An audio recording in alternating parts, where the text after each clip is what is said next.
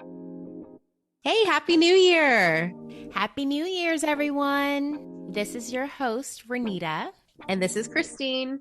and we are so excited to have you back for a new year, 2022, of this podcast. We're so excited for what we've started, but we know we have so much more to give you guys, and we're just so glad for all the support we have.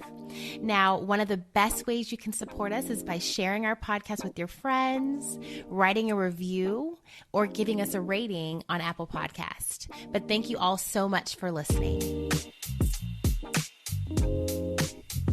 Welcome to Cradle and All, a podcast hosted by sisters Renita and Christine to educate, inspire, and connect with other mothers.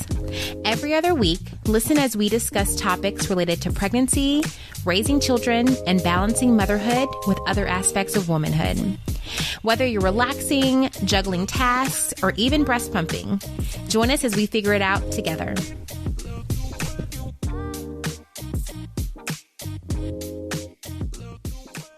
It's a new year, and I think so many of us are thinking about, well, what will this year be like? What's going to be different? What do we have to look forward to?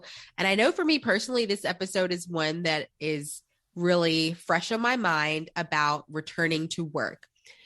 This is kind of double pronged because on the one hand, as mothers, we've all returned to work after maternity leave.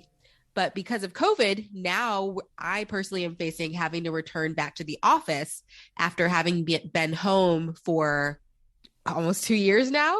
That's so crazy. I know it's been so long. I can't believe it's been 2 years almost. But so that's what we're going to talk about today. Returning to the office, returning to work after maternity leave and after working remotely because of COVID. So my job has been talking about having us return to the office. I currently work remotely and I'm so anxious about it. And it's actually making me think a lot about how I felt after having my little ones. Last year, I had to return to work. Well, I'm still working after maternity leave and now having to go back after having worked from home. And I'm just having all types of feelings. And I know, Renita, for you are in a field where you never really had the luxury of getting to work from home. During the pandemic, yes. Yeah. So what was it like for you? I mean, thinking back to your little ones having to go back to work, what were some feelings that came up for you when you had to return to work after maternity leave? And what's interesting is that you did so, of course, pre-pandemic and also during the pandemic, having to return to work in the middle of all of this chaos of the world with the baby. It was crazy. But the interesting thing is I had different feelings for different babies for different reasons, which sounds crazy, but hopefully a lot of moms can relate. I had feelings of guilt, like, oh my goodness, I'm going to leave this baby or have to drop my kids off at daycare and the daycare teachers are going to be the one raising the babies.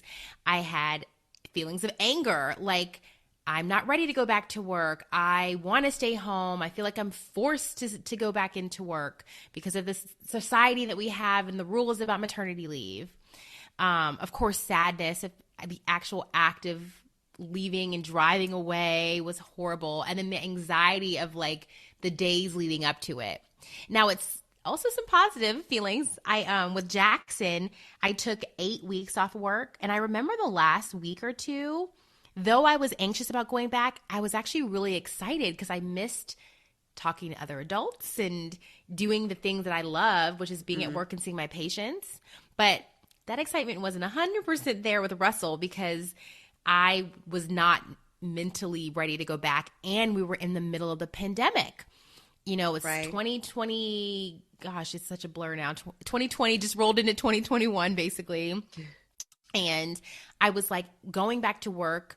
We're in the middle of this pandemic. I work in the healthcare field, and I was terrified of bringing something back home and getting my kids, especially Russell, sick because he was a new infant.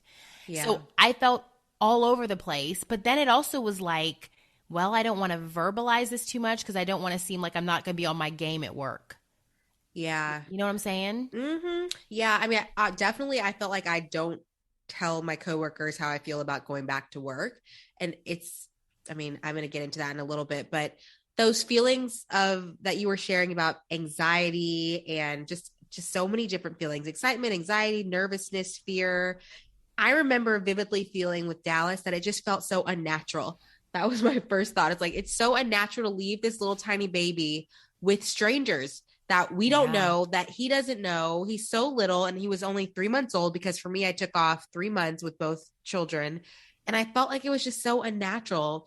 I felt way more emotional the first time around because I don't know. I think it's your first time. Everything is so raw the very first time. And it was so sad. I remember so vividly. We even recorded his first day being dropped off. And even the days leading up to him being dropped off, I recorded some videos of me talking to him, like, are you ready to go? And just me preparing myself to drop him off with the strangers. It felt so weird. I kept thinking back about some of these other cultures that have, like, in Europe and overseas, and even some other states in the United States where they have long maternity leaves. I was like, why can't we all just do that? Why do I only get 3 months? And some women get far less than that, way less time than that. It just, unnatural is really the word that came to mind when I thought That's about such a this good leaving. point about unnatural. But, it's interesting because I feel like you took 12 weeks, and for Jackson, I took 8.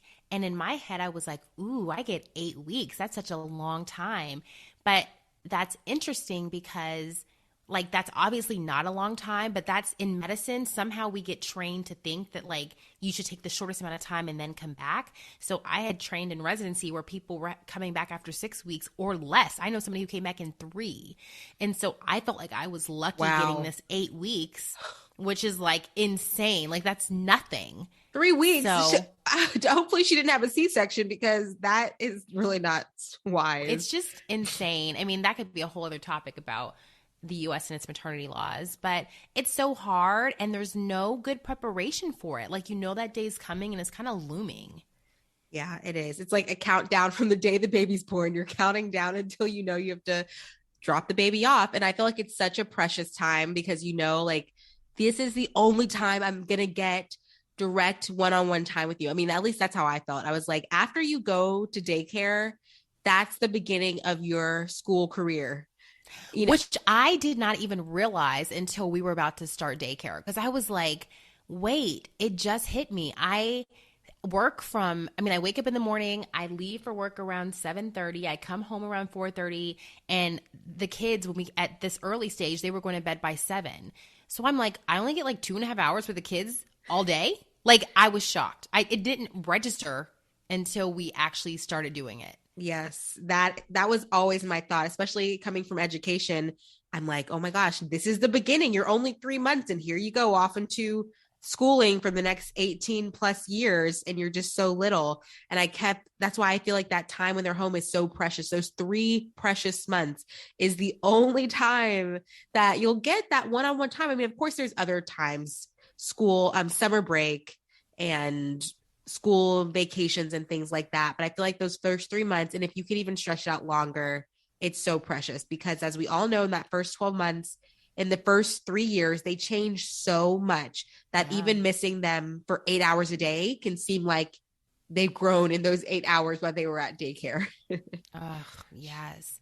Now, did you feel guilt at all? Like, I definitely felt guilty having to not only leave and go back to work, but have to send my kids to daycare, where I know some people have nannies or some people have retired grandparents who can watch. I always felt like, gosh, I feel so bad for my kids in this way, even though it's like a feeling I shouldn't have, but I had a little bit there. What about you? I didn't feel guilty, because I knew that it just had to be done. There was no other way around it. There just was no other alternative. So I trust the schooling. I trust what was going to be happening there. I just really more so felt like I was missing out on that one-on-one time. And so that was my biggest sadness. The feeling I had was just sadness that I didn't get to spend more time, that I don't get to spend more time with them in that phase. Because not only is it the time you get to spend bonding with a little one, but it's also downtime for you as a mom. Like, you actually get to get out of the rat race for a little bit and focus all your energy on being a mom, which I just really enjoyed, even though it's so brief. So I felt that sadness that this special moment in time is gone, because it's like you may not experience it again. If you do, it'll be different. It'll be another child. It'll be a different dynamic when there's two or three or more. So for me, it was just a sadness of it all just goes too fast. And I feel like I want to spend more time in these moments. That is true because you get that special opportunity to just have one on one time to learn all the new little quirks about your baby that no one else knows yet. Even dad sometimes, like, because if he's gone back to work or if he's just not, I mean, he's just never going to be mom, so to speak, Yeah. then it's such a special time. So it is sad when you have to leave. Right. And even with two, like with Dakota, he was able to stay home for 6 months, which was great. So while he was home, I was working, but I still felt like I got to bond with him a little bit more and have those moments, even though my mind was split. And I know I was so not present with him when he was around. He was just there. And I was like, multitasking, but just even having them around can feel great. But so I did not have guilt because I knew that, like, look, bills have to be paid, food has to be put on the table, you have to be taken care of by somebody, whether it's a daycare, a nanny, a grandma. It can't be me because I have to get money to pay these bills. But it's like a necessary evil of parenting. And I know, and mom will say, Renita, that she's always like, you never let me watch the kids. And it's because I feel like you were saying earlier, they're only with me for 2 hours a day. You get home, you barely get to spend time with them. So on the weekends, I really want to have them around because I feel like they're barely here during the weekday. So that's why mom, I hope, try to make her understand. It's like, well, we need to spend some time with them too, more than just bedtime routine and dinner. Yes.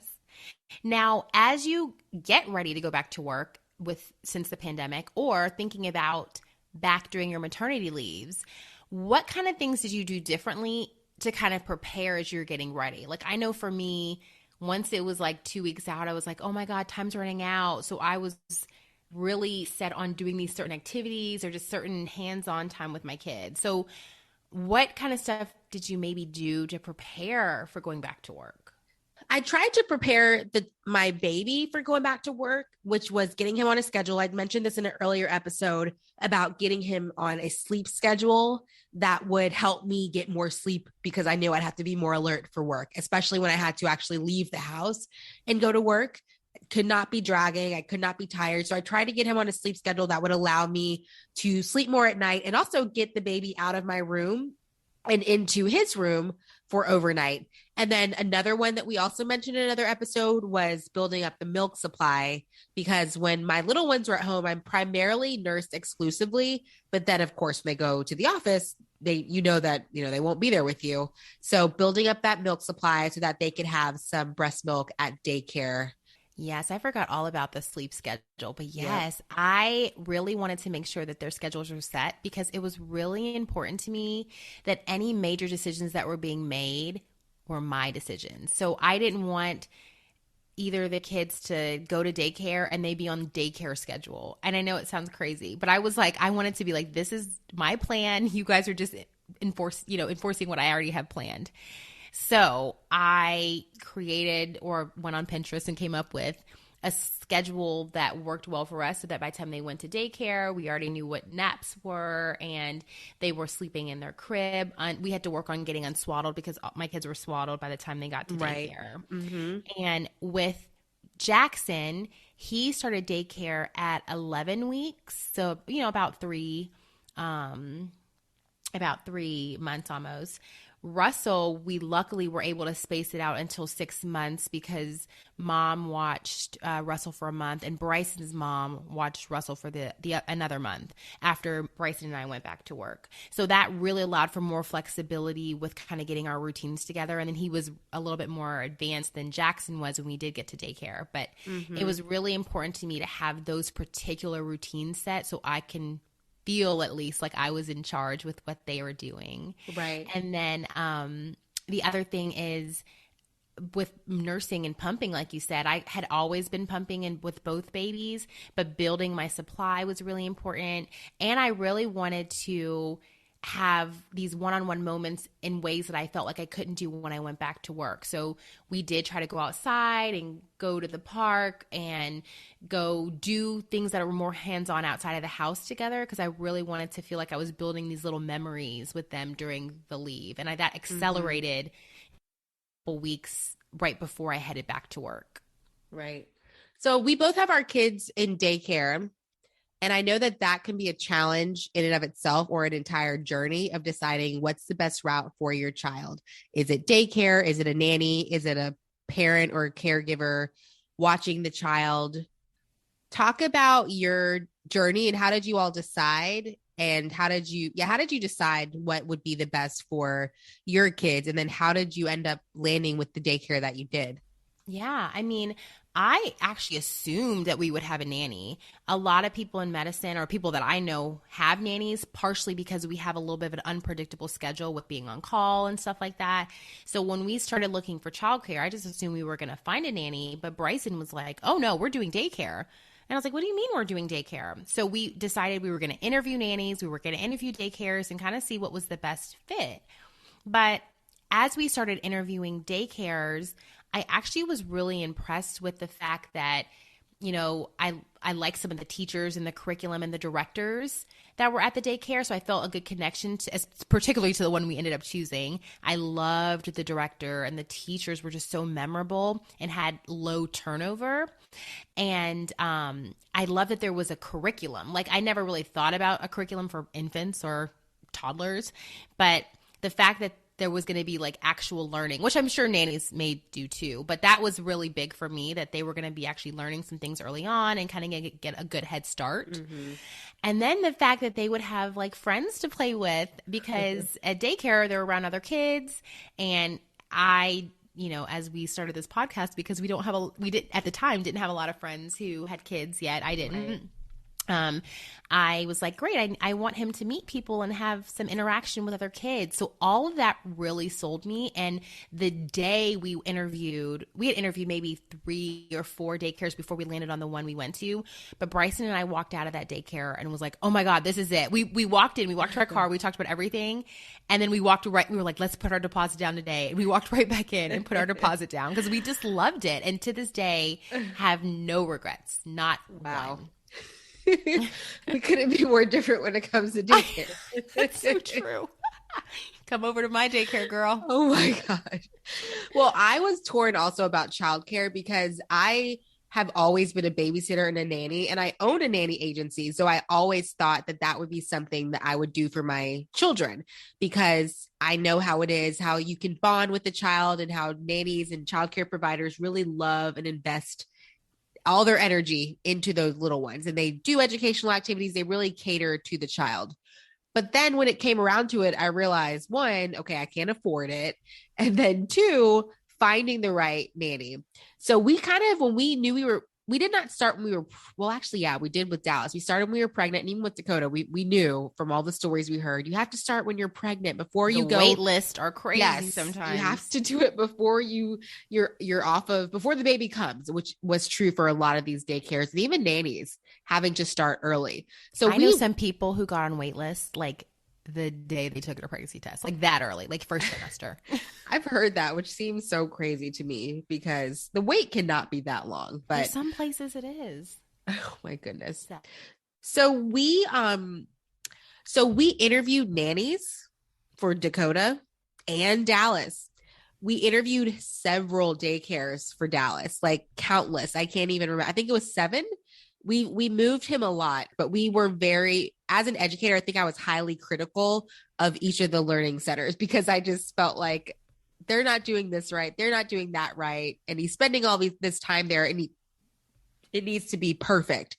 So we interviewed several places, and we ended up finding a couple that we liked. We moved them around, and I strongly advocate, maybe this is for another episode, advocating for your little one and being very direct in what you want, what you expect. And it's okay to move if you're not satisfied, because that, I feel like in education, this is just the beginning. You're going to have to continue to be your child's voice, especially when they're little and they can't speak for themselves.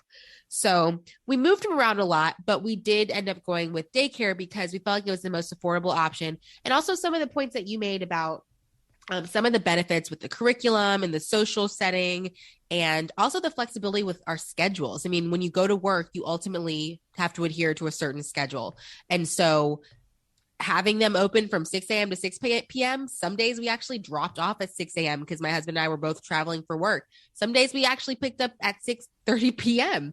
And so we like the option of being able to have them in childcare, have the option of dropping off early, picking up late if need be. And also meals were provided. So there were just a lot of perks. So that's why we went with daycare, and it made us very happy, especially some of the daycares, like especially with Dallas. The one that we ended up having him go to when he was first going to daycare had a camera. And so I was logging in all the time when he was first there, checking in on him several times a day, which made me feel very, very at ease seeing him in his little rocker, not doing anything. Yeah, but I think at the end of the day, no matter what you choose, daycare, nanny, grandparents, the most important thing I feel is that you're comfortable, because when you have to go back to whatever responsibilities you have, it feels good to know that you can focus on your job and somebody that you feel comfortable with is taking care of your child for you. That's one less thing on your plate, and that's the most important feeling of all. So that's how I think people can make all different types of decisions, because it's what's comfortable for you, because you know that in that decision you're making the right choice for your child. Yep, I totally agree. That's what it all boils down to, is the comfort that you have, because these people are spending all day with your little one and you want it to be the most comfortable setting for you. And I think that's kind of what made COVID interesting if you had a COVID baby, because for us, we moved and we had to enroll our kids in a new daycare, and we couldn't even go into the schools. We couldn't really meet with the teachers, see what the classroom looked like. And so COVID has added this entirely new dynamic of, I always called it the black box. It's like, he's in the black box. We don't know what he's doing all day. He's just in there. But that trust and feeling comforted is just so important, even if it's just the feeling of intuition you have if you can't go into the building, but you find other ways to connect with the teachers. Oh, yeah. Oh, yeah. So let's talk a little bit about what it's like when you're actually back at work after coming off of maternity leave or coming back from the pandemic. Actually, let's say maybe specifically for maternity leave. For me, both times when I got back, it is such a weird feeling. I don't know. It's like a mix of happy, excited to be doing something that I love and getting back into the swing of the adult part of my life that's not always talking to a baby and being in my pajamas all day. But also feeling like, gosh, am I still, do I still got it? Am I still good at what I do? Obviously, I feel like I am, but there's just like this questioning feeling of like, God, I've been gone for a long time. I haven't done this in a long time. And so it's the other thing that I remember after having my kids was having these feelings on the inside of, God, are my kids okay? I hope that they're doing great in school, in their daycare, and that everything's going well. Like my part of my brain being somewhere else, but feeling like I couldn't show or tell that to anybody else, because I didn't want to think I was off telling anyone that I was thinking like this seems as if I'm off my game. And so it's so many mixed emotions, but it makes it even harder, I think, because in our society, especially if you work with men who may not get it, or in some places may not be supportive, you don't want to seem like your job's a liability. Mm-hmm. Yeah. When I went back to work with my kids, I feel like I was always thinking about them. They were always on my mind throughout the day, especially because I was pumping at certain points. So I knew I wanted to think about them when I was doing those things. But as far as like my ability to do my job and feeling confident in what I was doing, I remember feeling like I really compartmentalized parts of my life. So I feel like I compartmentalized being a mom because I had to get my job done. And I think that's just how I am by nature, is like kind of compartmentalize and focus on different tasks at different parts of my day. So with my job, I really don't have to interact with people as much as you do, which maybe made a little different dynamic, because I worked from home after I had both children. So I was behind a screen, I was in my house still, and I still had kind of the buffer of a computer screen. So I felt like I could kind of get away with some things. That's why I was always logging in to view him on the computer, or I could pop into the school if they texted and said he needs clothes. We still do this. We hopped over there just today and we saw the kids. So our experience is a little different because of, I think, our jobs. And I also, the type of jobs I have, I work with a lot of women. So even the job I have now, they were going to let me bring my child to work with me until he was 6 months old. They even bought like a fridge. They had a room set up for me to go nurse in. Oh, that's I've so always worked nice. in very liberal environments. So I felt like kind of at ease with being a mom in the office. And I mean, I even remember with Dallas, I had to travel to California for work and he was like 6 months old. And one of the moms there was a new mom. She also had a baby the same year. We all came from different parts of the country. We literally met in California because she didn't have childcare. She brought her baby to the meeting and was nursing in the meeting. So I actually was Wow. kind of mad about that. Cause I was like, what about my baby? I could have brought him. You told me I could have brought him with me. So I've always had these liberal work environments where it was like, oh yeah, you're a mom. Like you got to go nurse, whatever. And I felt that made me feel like I didn't have to, um, like switch hats between mom and professional. It could kind of meld in together a little bit more because of who I worked with and the type of environments I worked in, and then also my ability to compartmentalize. So I felt kind of at ease in that regard, as far as going back to work. But I think that every mom has probably always got their child on their mind, especially when you're just not going back because you're so used to being with the little one all day. Yeah, that's true. And I think that, everyone has different experiences with getting back to work in the sense of what their responsibilities and what their roles are. But sometimes, if you're in a place that's not as liberal, some people can be hard on new moms where they expect them to come back without having any extra breaks to pump, without, you know, slowly ramping back into the things that you were doing, which is not my experience, but that can be extremely hard for women. I don't know Right. how people can expect that of new moms.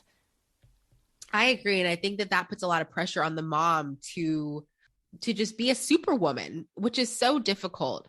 And that's why I'm always saying, like, we have to advocate for ourselves. And even before you go on maternity leave, what something I did with both jobs is I just met with HR and talked about what will this look like before I leave, during my leave, and when I get back. So understanding those policies, I think it's very important to make sure that you understand your job's policies, and meeting with your HR department to really fully understand how much time you can get, what policies are in place for pumping. If you are in an office, where can you pump? Where can you store your milk? Actually making sure that you're not being docked if you're an hourly employee for actually taking time to pump, but really making sure you get down on those laws and even doing some research on your own. For example, my companies that I've worked with Dakota is based in Seattle. And although I live in Georgia, they followed Seattle maternity laws and maternity time off instead of the state you lived in. So I ended up getting longer maternity leave and a different maternity leave policy because it was the Seattle based law. So I strongly recommend when you are going back into the office, make sure that you understand your rights and learn what's the policy for your company. Yeah, that's a great idea. And then something else I would add to that is sometimes your expectations of what things may look like before you have kids is different once they're actually here. And I think that was a bit of my experience after I had Russell, my youngest. So with Jackson, as I mentioned, I was very eager to return to work after my 8 weeks because I wanted to get back into the swing of my career. I had just finished residency like a year before, and it was just right in the beginning of me starting my time out of training. So I was really eager to get back to that. And I'm still excited to do all of those things. But having Russell and now 2 kids, my priorities shifted a little bit. And that is okay. It didn't make me less of a doctor. It didn't make me any less hardworking than I normally am. But my priorities were a little bit different. It happened to be in a situation where I can make my own hours and things like that. So I ended up changing my hours and I leave earlier in the day now. That being said, I see my shift, I work through my lunch and I see more patients earlier in the day, but I made some changes to better manage my family life so I can get home and spend more time with my kids, because I didn't want to only have those 2 hours with them after work. Now, not everyone has the flexibility to make their own hours in that regard, but everyone has the right to talk to their boss, their team, about what are priorities for you and how you can still be a team player and how you still are going to give it your all, but what you may be asking for may now look a little different. And sometimes you may get a no, but you still should advocate for yourself in that way so that you can find a good balance between what you want at home and what you are going to do at work. And I absolutely believe in that every woman should have that opportunity to have those kind of conversations. Yeah, I totally agree with that too, because you will need more time at home now. If it's possible to adjust your schedule, I think that's so important. I had to do the same thing, Renita, about letting my job know, especially after having two, that I'm going to stop working at this time. I'll log on later, but I have to pick up my son. I have to get dinner ready. And I'm the one that has to do this. So whereas before I had children, or maybe with one child, I could work a little bit longer, stay at work a little longer. But now I have to let them know I have a hard stop at this time, or ask, I guess I should say ask, but more so I told, like, hey, I have to leave at this time and I will be back on later. My work will get done, but I have to do these other responsibilities. And so, yeah, that's such an important point to make, is that your schedule may look different.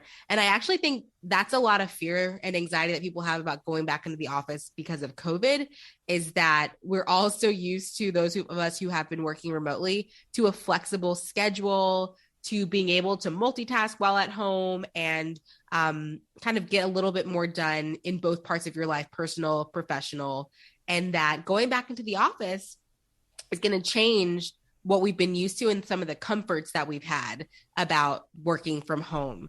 And so I actually was online. I saw this post about like some of the fears people have about going into the office. One being commute, change of schedule, and then flexibility. And so I think that also relates to a mom going back into the office after having a baby, are some of these added stressors that you didn't have to deal with the baby. Of course, the baby brings its own stress, but some of these other stressors of life that you now have to add on top of everything else. Now you have to spend an hour in the car. Now you have to find a way to get the laundry done and go to work and come home and cook dinner. And, so how do you manage with all of those things? I think schedule and timing is just so important, and you have to figure it out now. What are some ways that you found to build your schedule and fit it in with doing all the household responsibilities, working and getting off at like 5 or whatever time you get off, getting home, hanging out with the kids? How did you find that balance after returning back to work from maternity leave? Or, for me, after COVID too. I think for me, my routines significantly changed, and they have now carried on. Now what? Russell's a year out and Jackson's 3.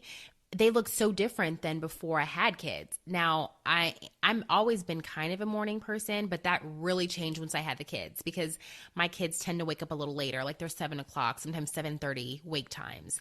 That means for me, if I'm up between 5 and 7, I can get so much done because Bryson's still sleeping, the kids are sleeping. So I really start my mornings way earlier than everybody else, because I can get certain things done, like a little bit of laundry or some leftover work. If I need to do any charting and some of my side projects that I do, I can do all that in the morning.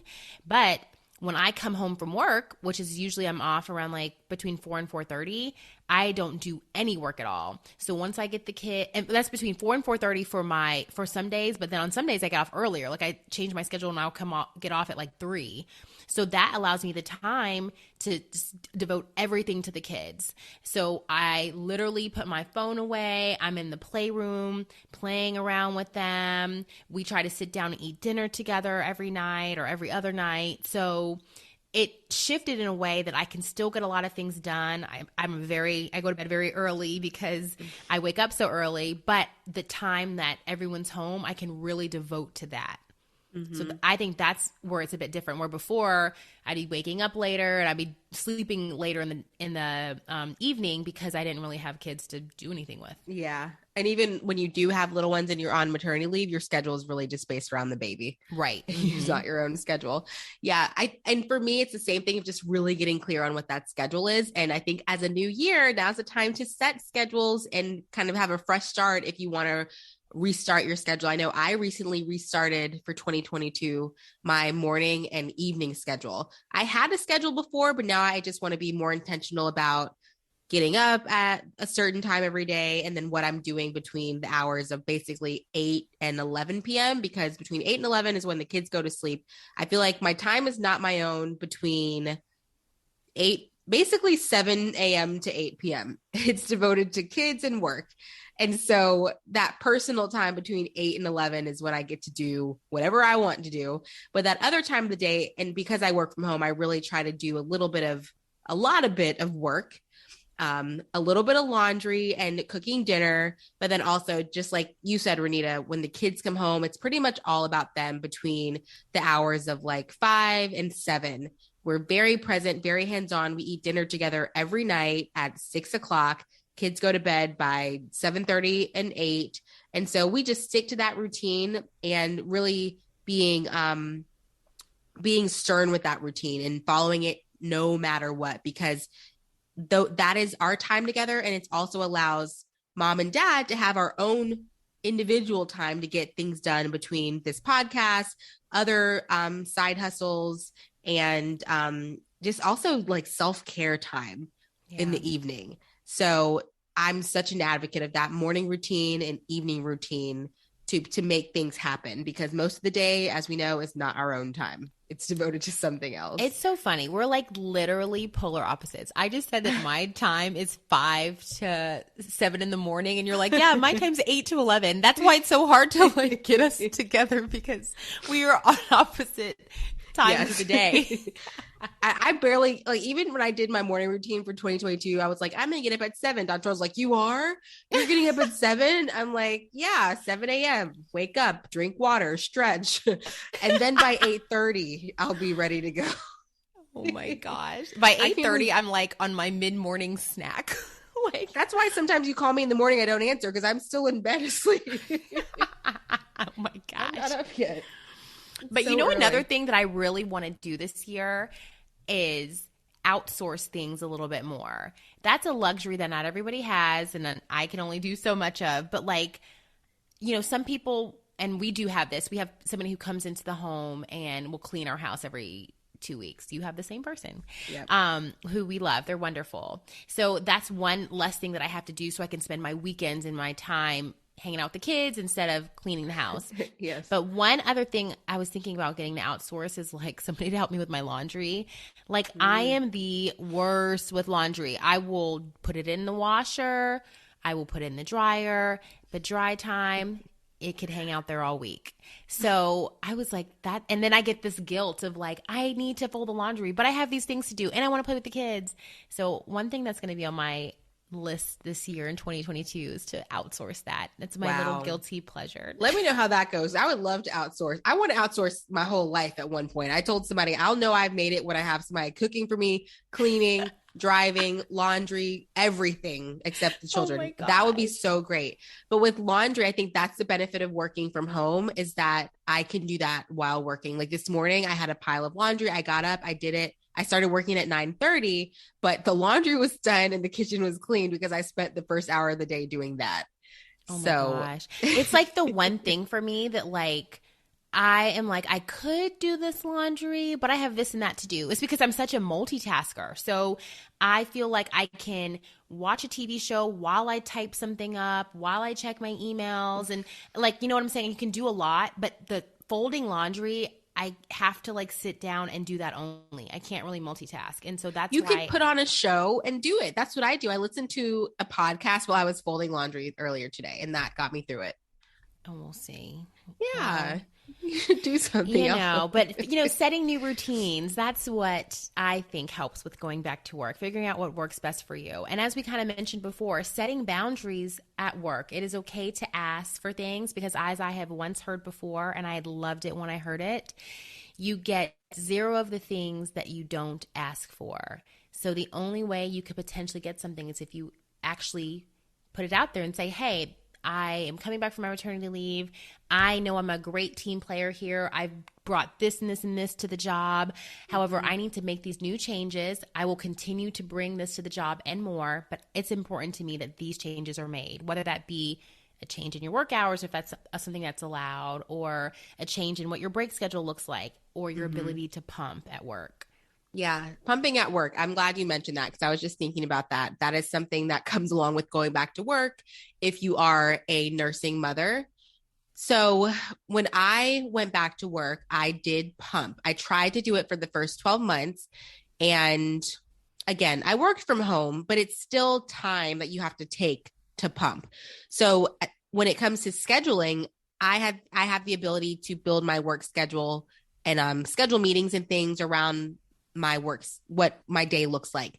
So what I did is I put a hold on my calendar for 15 minutes every 3 hours, so that people knew I can't meet with you at this time. They didn't know what I was doing, but they knew that I was occupied. So they could not schedule meetings with me, and I would pump. And typically I would pump while working because I was at a computer. And then I just kept going. But that was a part of my day that was set in stone for several months, uninterrupted. And even when I was traveling for work, I was doing trainings. I had to get in front of crowds and stuff. I still said, hey, I have to step away at this time. I let them know in advance. I have to go away. I have to do this thing. I pumped and I came back and nobody knew what I was doing, but I totally protected that time, no matter if I was in the air, if I was at an airport, if I was in my own home office. I knew that this is something I was going to do, and I just made it a priority to do so. I know for you, you were actually in an office setting. So how did you, what did your job, what did that look like? Sometimes I was at the hospital. Oh, that's right. But basically, in my work schedule in the office, I would make a block on a patient spot. So we have 15-minute patient slots, and I would block out exactly, for the year that I pumped with both kids. I made a pump block during the morning. I would do it over lunch, and I would do it in the afternoon at my afternoon slot. And I also would pump on the way to work and back home. So I'd be in the car pumping. And so that was just one of those things that I knew I was going to do it. I timed it out perfectly, and I knew I'd need 30 minutes because I needed to do the 15 minutes of pumping and some cleaning before and after with the pump pieces. And then when I had to be in the hospital, when I had to spend the night in the hospital on 24-hour shifts, I would do the same thing. And I would just be in my call room pumping, bring enough ice bags and put things in the freezer to do it. And there'd be times I have to stop pumping really quickly to run to a delivery. So I would just quickly unhook and run. Nowadays, they've got those like Willow pumps and LVs, and I never got one of those. But I know, even other physicians and people in medicine who've used those pumps and will just wear them during surgery and while seeing patients and just keep on doing their work.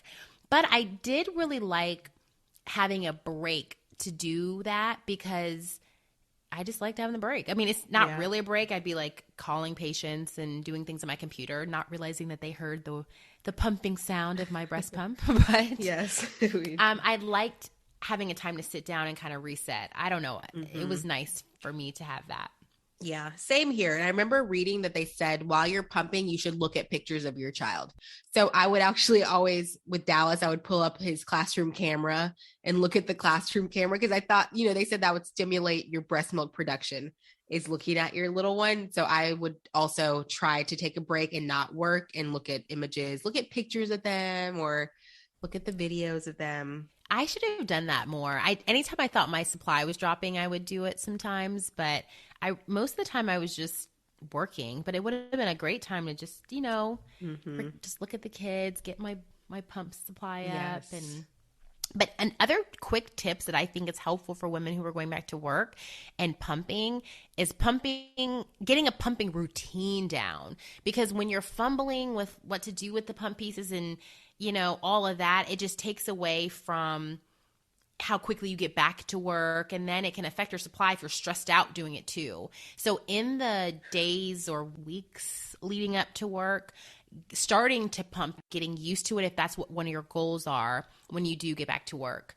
I washed my pump pieces every single time I was done pumping, but you can literally put them in a baggie and just leave it in the fridge, because you would leave a bottle of milk in the fridge too, and you don't have to wash that. It's going to, not go bad. So then you can wash all your pump pieces at the end of the day. And then I would, some people even say have 2 pumps or multiple pump pieces, so you don't have to be lugging everything back and forth. You can just keep some stuff at work if you have to go out to work, or you could have less to wash if you just interchange them. So whatever you can to kind of expedite that process so that it's not added stress when you have to do it at work. If you're worried about your partner seeing your breast milk or your pump pieces, you could figure out, they've got really cute bags, or even you can find a lunchbox or something like that to put that stuff in. So again, you feel comfortable when you're at work. Right. And that will hopefully keep you sticking with it. Because I imagine if you don't have a plan, you may just kind of abandon it and say, okay, it's not worth it. But that plan will help you feel confident and comfortable continuing to do it, even in an uncomfortable environment. And if it is something that's important to you, don't let anybody take that away from you. Meaning that if somebody is scheduling a meeting or saying that there's a responsibility to during a time that you have already notified or told somebody that this is your pump time, then set that as a priority, set that as a boundary. There were times where I would have a slot that said for pumping, and somehow my schedule got overbooked, or a patient showed up late and it rolled into my pump slot, and I treated that pump slot just as important as my patients. I was like, well, this is about my baby. I need to do this right now. And I never skipped a time or something like that. I just did what I had to do. So if that is important to you, make sure that you advocate for yourself in that way, because you're advocating for your baby's milk. That's right. So what about how your kids responded when you went back to work? How do you think the kids did? Did they miss a beat? Were they okay when they went to daycare? What about that? They were definitely okay. They were so young, they didn't even recognize, or I could not recognize anything that they were showing as far as any distress or excitement. I know that, maybe excitement. I remember the school, they send videos and pictures, and they both seemed happy. They seemed like they were enjoying themselves. They were laughing. They were doing different activities. We got little cute paintings of their foot, their foot as a tree, their foot as a reindeer, their foot as anything the foot can be. And so they were doing these fun activities. I think that the kids enjoyed it. I really think that they liked the stimulation. One downside I saw, though, was sleeping being affected. Maybe it also was a plus. Dallas, they slept more soundly at night. I felt like Dallas did. Dakota is now doing that. But the sleep, I did notice a little change, especially with the consistency of being at home in such a controlled environment than going to a daycare where the temperature is a little different. It's a little noisier and has some different smells. Yeah. My kids, Dakota particularly, didn't react well to that. So he doesn't really take good naps at school. That's a downside. I really don't know how to change that. But other than that, I feel like it's positive also, minus the sickness. I really don't like that. The runny nose, the being sick all the time. I feel like you can't escape that. Kids are going to get sick, whether you put them in daycare or if they're in with a nanny. But when you put them in kindergarten, they're going to catch it then. There's no escaping it. That's true. That's what they Hopefully say. They just don't catch COVID. Right. That's another downside, actually. All the COVID closures and things. Oh, my gosh. Well, I think this is a perfect time for rapid fire. Yeah, let's do it.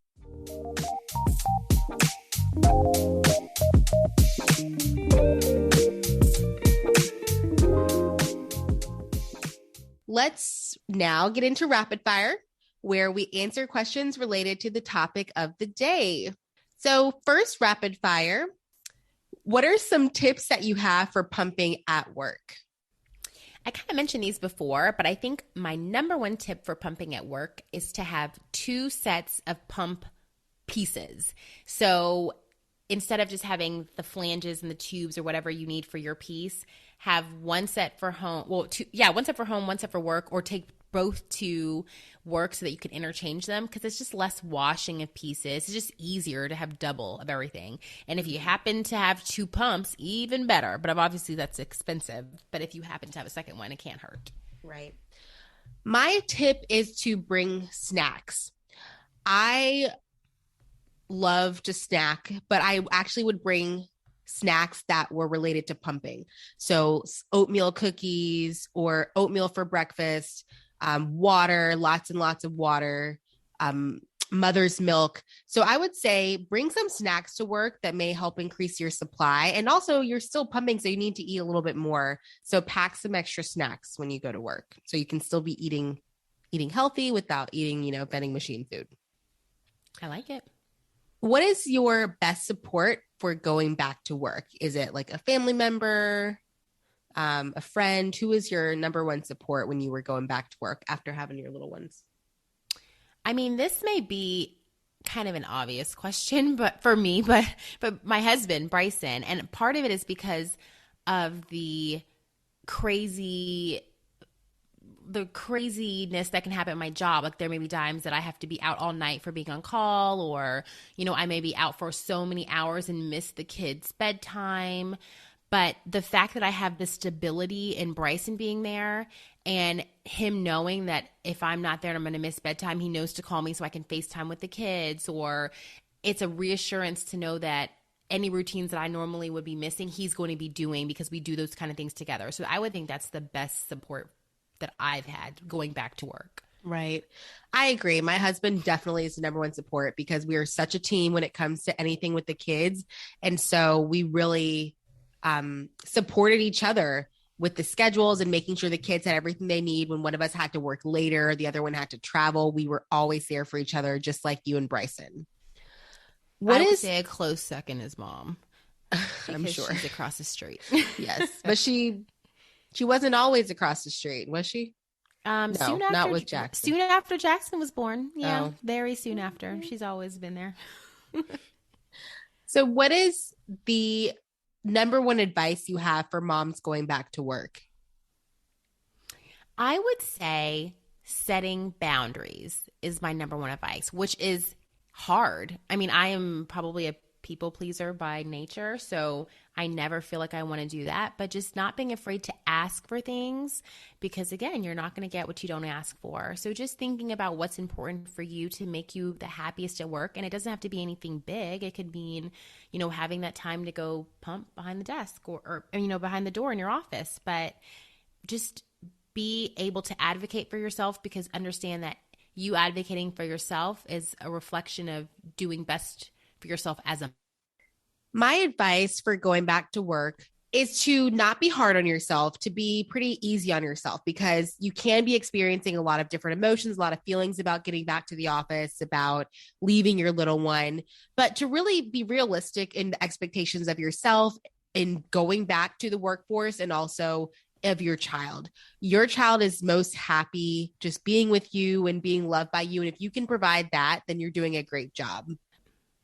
What is your favorite thing to do during your commute to work?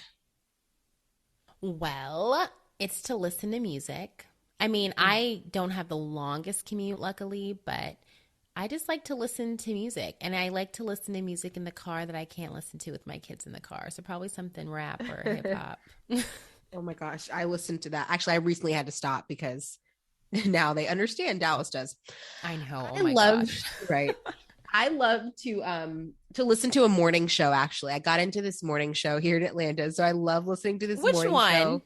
Q99.7. Oh, I don't know that one. Yeah, Bert in the morning. I love listening to it because it's like they tell stories and they like call people and stuff. It's really entertaining. So I love listening to a morning show or a podcast. More in the afternoon, I would do a podcast because I just really get into stories. I do. I like podcasts too. So I'll listen to that usually on my way home, or if I'm in traffic, I'll be like, well, I guess I have time to listen to a good 30 minutes here or 40 minutes there. What is the most favorite or best positive trait that you gained after returning back to work? I think one of the best things I probably gained, and this is even like a year or more since coming back from my maternity leave, is focusing on things that make me the happiest. So, I mean, everyone knows I love my job. I love what I do, but there's so much to the field of OBGYN. And so you can do a lot within that because women's health covers a lot of things. But because I value the time I have and, want to be really intentional about it, I now feel like it's important for me to focus on things that make me happy within that scope. Like I love surgery, so doing a little bit more surgery, or, starting this podcast because I have such this interest in as being a mother and how that affects womanhood, or diving into new passion projects. And all of that's within the scope of my job, but just focusing on things the happiest, which I then feel like I can do my best at because it's all things that make me happy when I'm at work. Mm-hmm. That's great. The trait that I gained would be confidence, which I already was a confident person, but I think I gained more confidence in different parts of my life, especially with my career. I felt like I was able to make more connections between being a mom and what I did. And I was able, especially because I worked in fields with children and with families. So now I could speak from a way of being a mom instead of just being someone who works with children or who has worked with families. Now it's like, I have my own family, I have my own children. So now I can relate to these stories and I can tell more stories and I can connect in a different way to people. So I love the dynamic that being a mom brought to my career and how I could relate to people and how I can make those connections more confidently with other people who are mothers and family members or who have families as well. Oh my God, I love that too. Just to have, that opportunity to talk to other mothers or women who've gone through motherhood and how it brings a reflection back to what you may be doing at work. I just love those moments. Right. And what do you most enjoy about returning to work after maternity leave? I like to just feel like I have an identity outside of being a mother. I really do love that. I think that I'm a great mom and I love being Jackson and Russell's mom, but I am a lot more than just being a mom, and being at work really allows me to bask in those other aspects of my life. Mm-hmm. Yeah, totally. Same here. I love being able to have, it's like another, you view your job with another lens. It's not just something you have to do sometimes, but it's Yeah. like, all right, I get to go to work now. I get to be an adult. And I also love coming home after work. I love coming home and seeing the kids and, having them run to you, mommy, and smile when they see you. And then just getting to see that they have their own life too and their own little dynamics. So I just love the fact that we all are out in the world doing our thing, owning the day, and then coming back together as a family unit at the end of the day. I just love that we are, created these people that are doing great things and we get to come back together to the safety of our home and love on each other. So I love that. Yeah, I love it too.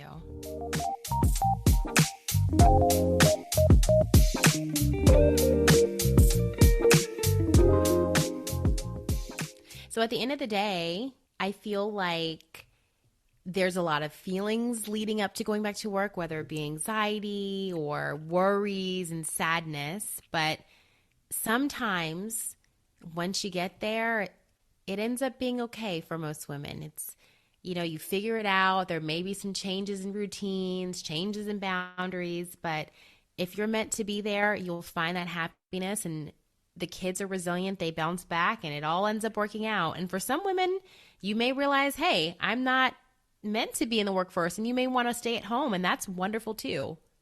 And you can also realize the strength that you have as a woman. I feel like women are the strongest substance on earth.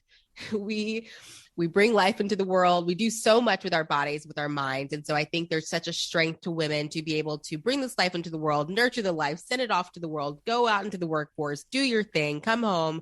I think there's such a strength and a power that we have as women to be mothers and professionals. And so I think it's so exciting to be able to wear all of those hats and to do it with finesse. So shout out to all the moms who are working moms, and even stay-at-home moms are also working moms. You do a lot every single day. Oh my gosh. We need a whole episode on that for stay-at-home moms, because you guys are the bomb. Mm-hmm.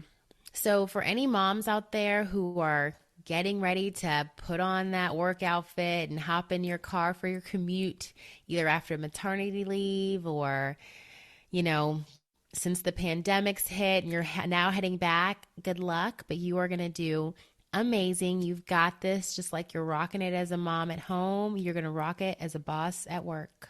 Yep. Thank you for listening, and we'll be back in 2 weeks with a new episode. All right, take care. Don't forget to subscribe to our podcast so you don't miss a thing, and leave us a review.